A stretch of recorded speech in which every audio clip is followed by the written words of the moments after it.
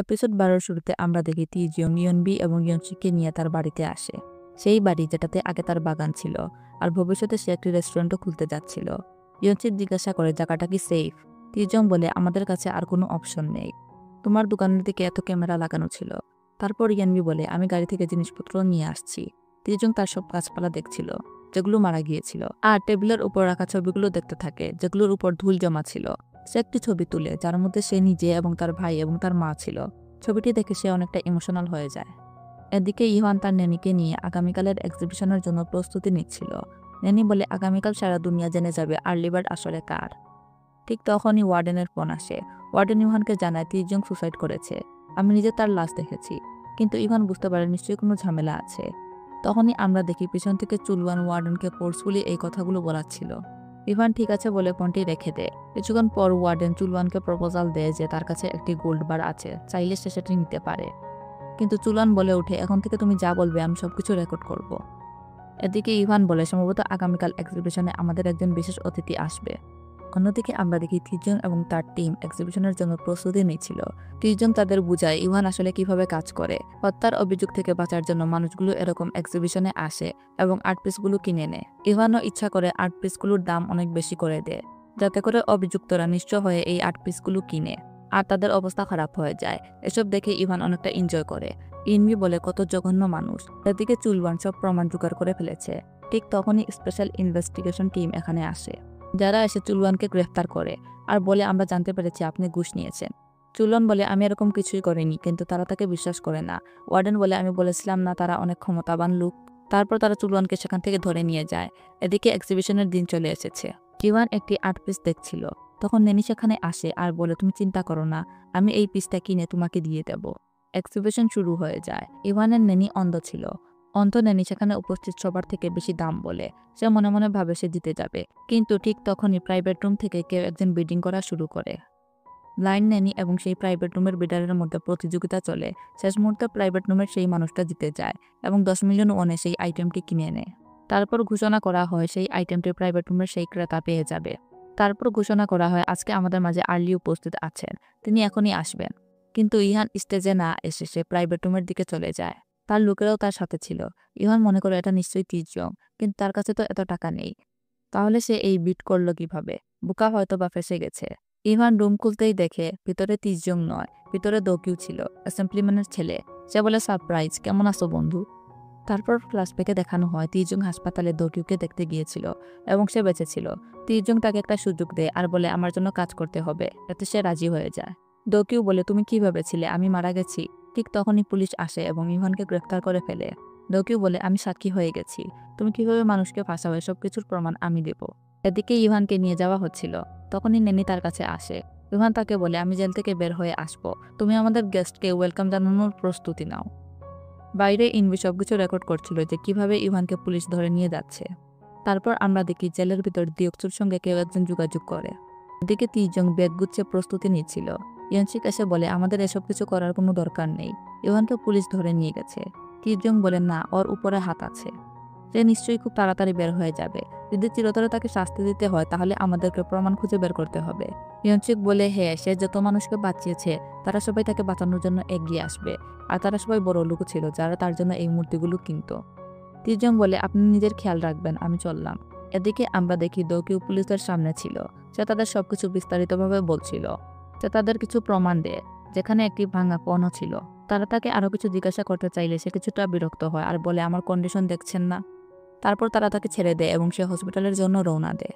এদিকে ইনবি খেয়াল করে সেই চাইনিজ মেয়ে কিলার এবং নেনি সেখানে উপস্থিত ছিল। অনেকগুলো ট্রাক যাচ্ছিল যেগুলোর ভিতরে স্ট্যাচু ভরা ছিল। সেখানে নেনি একজন লোককে ডেকে বলে এই স্লিপটা নাও, এই নাম্বারে কল করবে, স্টাফ তোমাকে গাইড করবে আর তুমি সব মাল ভিতরে রেখে দিবে। তারপর সে সেই মেয়েকে বলে যাও ইভানকে রক্ষা করো। এদিকে ট্রাকগুলো যাচ্ছিল আর মাঝপথে তিজংয়ের বন্ধুরা চলে আসে। তারা ট্রাককে থামায় এবং বলে আমাদের গাড়ি নষ্ট হয়ে গেছে। তিজং একই ধরনের ট্রাক নিয়ে সেই লাইনে ঢুকে পড়ে। তারপর ফোনে ইনভিকে বলে আমাদের প্ল্যান সফল হয়েছে, এখন তুমি তোমার বাবার কাছে যাও। ইনভি বলে কেন? তিজং বলে আমি তাকে যতটা চিনি সে জেল থেকে বেরিয়ে সবার আগে সবাইকে মারার চেষ্টা করবে, তাই তুমি গিয়ে তোমার বাবাকে প্রোটেক্ট করো, আর যদি কোনো সমস্যা হয় তাহলে আমাকে কল করবে। এদিকে ইভানকে জেলে ঢুকানো হয়। তার ছেলেই একজন বন্দী ছিল যে তার কাছে টাকা চায়। আর বলে যদি দাও তাহলে আমি তোমার সাথে ভালো ব্যবহার করব। ইভান বলে আমি এখানে বেশিক্ষণ থাকছি না। তারপর আমরা দেখি পুলিশ স্টেশনে অনেকগুলো ভ্যান আসে।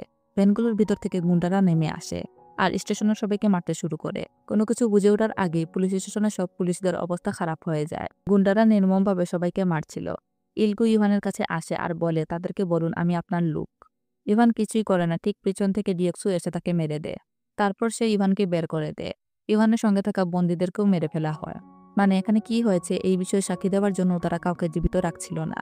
ইভান বলে কি নির্মম দৃশ্য, কিন্তু এই সব কিছুর জাস্টিফিকেশন কিভাবে দেওয়া হবে? ডিএক্সু বলে আপনি চিন্তা করবেন না, সবাই ভাববে আমরা আমাদের সাথীকে বাঁচানোর জন্য এখানে এসেছি আর আপনি এই সুযোগে জেল থেকে পালিয়ে গেছেন। ইভান বলে ঠিক আছে, এর বিনিময়ে তুমি কি চাও? ডিএক্সু বলে তিজিয়ং। ইভান বলে ঠিক আছে এবং হাসতে হাসতে সেখান থেকে বেরিয়ে আসে।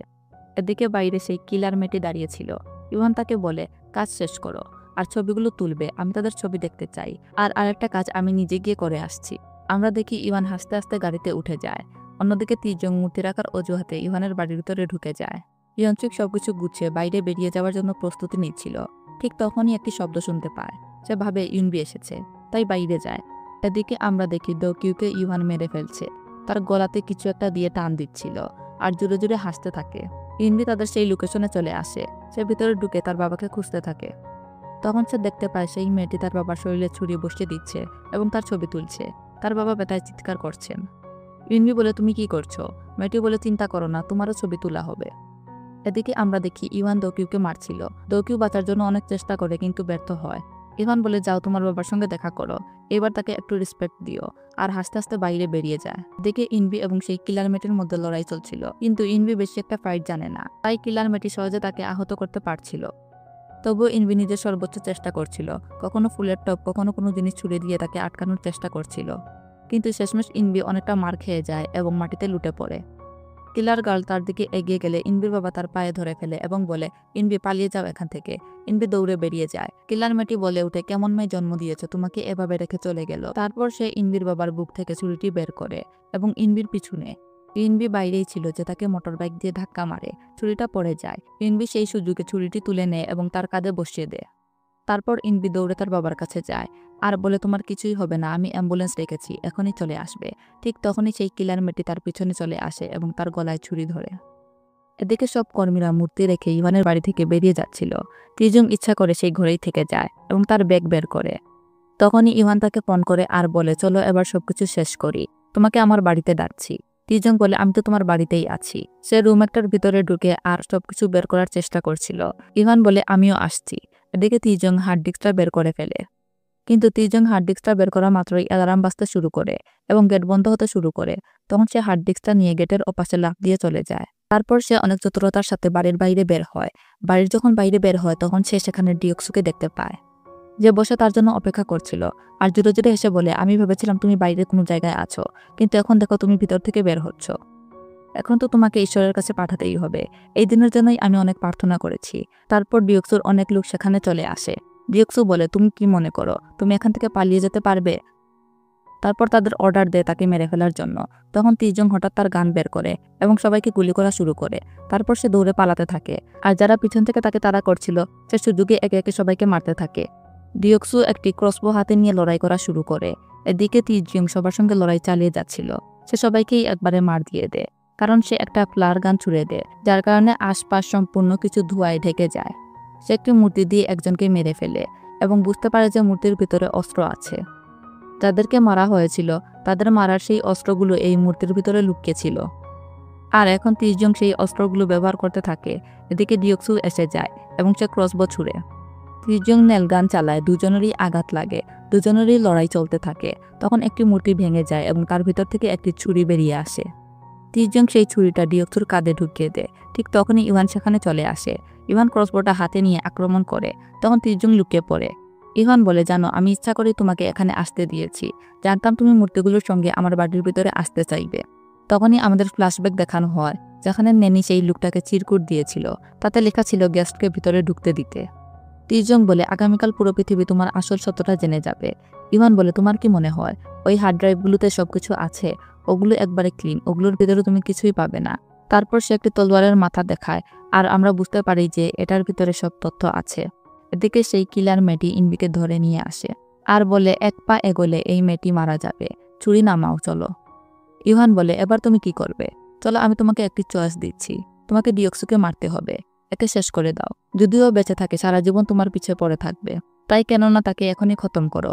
যদি তুমি তাকে মেরে ফেলো তাহলে আমি ইনভিকে ছেড়ে দেব। তারপর ইভান জুড়ে জুড়ে হাসতে থাকে।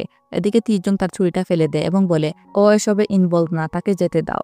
ইভান বলে কেউ এত ভালো কিভাবে হতে পারে? তুমি সবসময় লোকের যত্ন করো, তুমি তো গাছপালাকেও মরতে দাও না। তারপর ইভান ধারালো কিছু একটা দিয়ে ডিওক্সুকে মেরে ফেলে। তারপর সেই জিনিস ঘুরিয়ে তিজংয়ের পায়ে আঘাত করে।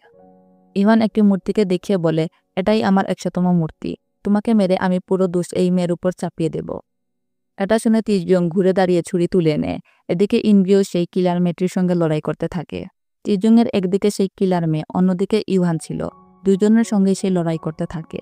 এসবের মধ্যে ইভান অনেক বেশি আহত হয়, কিন্তু সে হার মানে না। ইনভি সেখানে অজ্ঞান হয়ে পড়ে। ঠিক তখনই তিজং দেখে কাছে ক্রসবোর একটি তীর পড়ে আছে। তিজং সেটি তুলে ইভানের কাঁধে ঢুকিয়ে দেয় আর সেই তীর দিয়ে কিলার গালকেও আঘাত করে। সে পাশে ছিটকে পড়ে মূর্তির সঙ্গে ধাক্কা খেয়ে অজ্ঞান হয়ে যায়। ইভান আবার তলোয়ার দিয়ে আঘাত করতে থাকে। তিজং সেগুলো থেকে নিজেকে বাঁচাচ্ছিল। ইভান বলে তুমি তো আমাকে মারতে এসেছিলে না, এখন পালাচ্ছ কেন? কিসের অপেক্ষা করছো, মারো। ঠিক তখনই তিজং একটি মূর্তি তুলে ইভানকে আঘাত করে। ইভান আবার তলোয়ার তুলে তিজংয়ের কাঁধে বসিয়ে দেয়, কিন্তু ঠিক তখনই তিজং সেটি ধরে ফেলে আর তার মাথা দিয়ে ইভানকে আঘাত করে এবং কাঁচ ভেঙে একটি গ্রিন রুমের ভিতরে ঢুকে যায়, যেখানে বসে ইভান মানুষদের ফাঁসাতো। ইভান আবার তলোয়ারটি নেওয়ার চেষ্টা করে, কিন্তু তিজং তাকে আটকায় আর ঘুষির পর ঘুষি মারতে থাকে। ইভান খুব বাজেভাবে আহত হয় আর হাসতে থাকে আর বলে আমাকে মেরে ফেলো। ইভান তিজংয়ের রাগ তোলার চেষ্টা করে।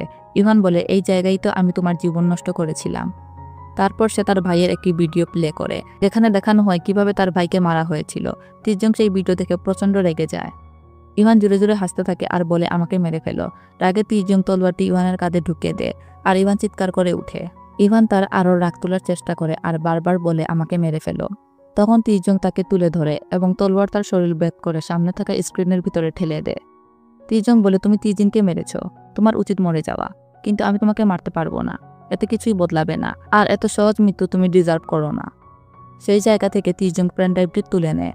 ইভান চিৎকার করতে থাকে না আমাকে মেরে ফেলো, এভাবে চলে যেতে পারো না।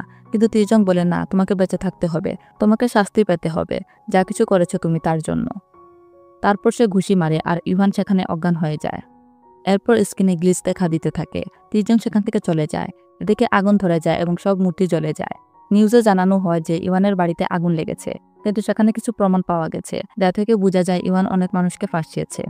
ইনভি হসপিটালে বসে নিউজটি দেখছিল, পাশে তার বাবাও ছিল। আমরা বুঝতে পারি ইয়েনচিকো জীবিত আছে। নিউজে আরও জানানো হয় যারা ইভানের ফাঁসানোর শিকার হয়েছিল তাদের জন্য আবার কোর্ট বসানো হবে। এদিকে আমরা তিজংকে দেখি যে কোর্টে ছিল, আর তাকে মুক্তি দেওয়া হয় আর তাকে নির্দোষ হিসাবে ঘোষণা করা হয়, আর তাকে এর জন্য ক্ষতিপূরণ দেওয়ারও কথা বলা হয়। তারপর তিজং তার মা এবং ভাইয়ের মেমোরিয়ালে আসে। এরপর 6 মাস চলে যায়। তিজং তার ফুলের দোকান খুলেছে, যেখানে সে ইনভিকে শেখাচ্ছিল কিভাবে ফুলের যত্ন নিতে হয়, কিভাবে গাছপালার যত্ন নিতে হয়। তারা দুইজন খুব ভালো সময় কাটাচ্ছিল এবং তিজং তার স্বাভাবিক জীবনে ফিরে আসছিল। ঠিক তখনই তার এক বন্ধু এসে বলে কেউ এসেছে। সে দেখে আর কেউ নয়, চুলওয়ান এসেছে। চুলওয়ান বলে আমি তো বলেছিলাম জেলে নয়, বাইরে কোনো জায়গায় তোমার সঙ্গে দেখা করব। এই সেই গাছ যেটা তুমি জেলে বাঁচিয়েছিলে। তিজং চুলওয়ানকে বলে থ্যাংক ইউ অফিসার।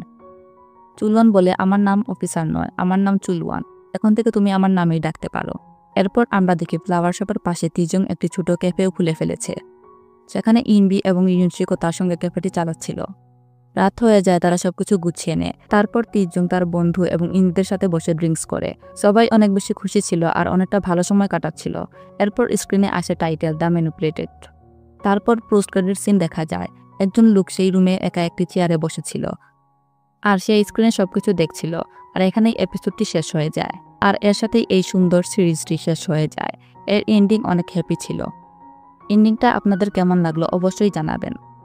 দেখা হবে নতুন অন্য কোনো সিরিজের গল্প নিয়ে। ততক্ষণ ভালো থাকবেন, সুস্থ থাকবেন। আল্লাহ হাফিজ।